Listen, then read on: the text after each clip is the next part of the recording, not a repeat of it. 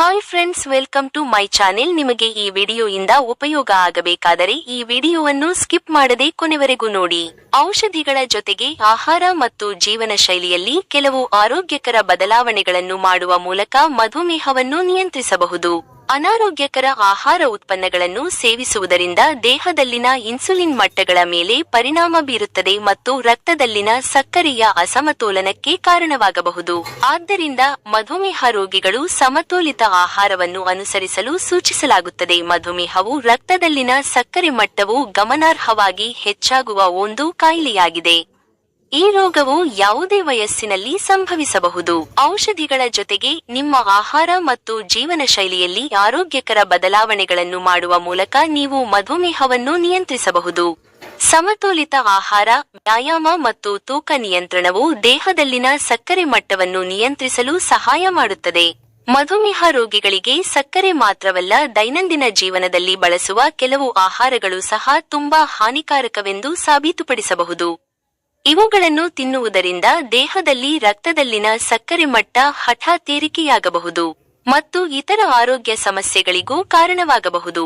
ಮಧುಮೇಹಿಗಳು ಪಾಸ್ವಾ, ಮೈದಾ ಹಿಟ್ಟು ಅಥವಾ ಬಿಳಿ ಬ್ರೆಡ್ನಂತಹ ಆಹಾರ ಉತ್ಪನ್ನಗಳನ್ನು ಸೇವಿಸಬಾರದು. ಈ ವಸ್ತುಗಳು ರಕ್ತದಲ್ಲಿನ ಸಕ್ಕರೆಯನ್ನು ಹೆಚ್ಚಿಸುತ್ತವೆ. ಬಿಳಿ ಬ್ರೆಡ್ ಮತ್ತು ಬೇಕರಿ ವಸ್ತುಗಳು ಸಂಸ್ಕರಿಸಿದ ಹಿಟ್ಟನ್ನು ಹೊಂದಿರುತ್ತವೆ. ಇದು ಬೇಗನೆ ಜೀರ್ಣವಾಗುತ್ತದೆ ಮತ್ತು ರಕ್ತದಲ್ಲಿನ ಸಕ್ಕರೆ ಮಟ್ಟದಲ್ಲಿ ಹಠಾತ್ ಏರಿಕೆಗೆ ಕಾರಣವಾಗಬಹುದು. ಇದು ಇನ್ಸುಲಿನ್ ಪ್ರತಿರೋಧವನ್ನು ಹೆಚ್ಚಿಸಬಹುದು ಮತ್ತು ತೂಕ ಹೆಚ್ಚಾಗುವ ಅಪಾಯವನ್ನು ಹೆಚ್ಚಿಸಬಹುದು. ಫ್ರೆಂಚ್ ಫ್ರೈಸ್, ಸಮೋಸ, ಬರ್ಗರ್ಗಳಂತಹ ಕರಿದ ಆಹಾರ ಉತ್ಪನ್ನಗಳು ಟ್ರಾನ್ಸ್ ಕೊಬ್ಬನ್ನು ಹೊಂದಿರುತ್ತವೆ.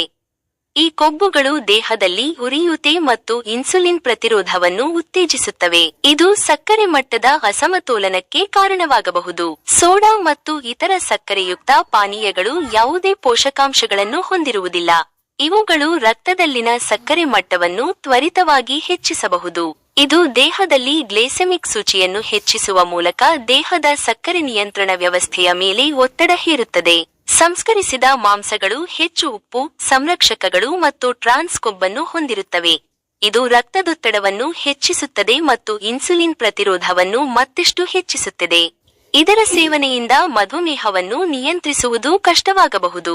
ಆಲೂಗಡ್ಡೆ ಮತ್ತು ಇತರ ಪಿಷ್ಟಯುಕ್ತ ಆಹಾರ ಉತ್ಪನ್ನಗಳು, ಉದಾಹರಣೆಗೆ ಫುಲ್ಮೀಲ್ ಹಿಟ್ಟಿನಿಂದ ತಯಾರಿಸಿದ ವಸ್ತುಗಳು, ಪಿಜ್ಜಾ, ಪಾಸ್ತಾ ಇತ್ಯಾದಿ, ರಕ್ತದಲ್ಲಿನ ಸಕ್ಕರೆ ಮಟ್ಟವನ್ನು ತ್ವರಿತವಾಗಿ ಹೆಚ್ಚಿಸಬಹುದು. ಅವುಗಳು ಹೆಚ್ಚಿನ ಗ್ಲೈಸೆಮಿಕ್ ಸೂಚ್ಯಂಕ ಹೊಂದಿದ್ದು, ಇದು ಸಕ್ಕರೆ ಮಟ್ಟವು ವೇಗವಾಗಿ ಏರಲು ಕಾರಣವಾಗುತ್ತದೆ ಮತ್ತು ದೀರ್ಘಕಾಲದವರೆಗೆ ನಿಯಂತ್ರಿಸಲು ಕಷ್ಟಕರವಾಗಿರುತ್ತದೆ. ಇದು ಇವತ್ತಿನ ವಿಡಿಯೋವಾಗಿತ್ತು. ಈ ವಿಡಿಯೋ ನಿಮಗೆ ಇಷ್ಟ ಆದರೆ ದಯವಿಟ್ಟು ನಮ್ಮ ಚಾನೆಲ್ ಅನ್ನು ಸಬ್ಸ್ಕ್ರೈಬ್ ಮಾಡಿ, ಲೈಕ್ ಮಾಡಿ ಮತ್ತೆ ಶೇರ್ ಮಾಡಿ.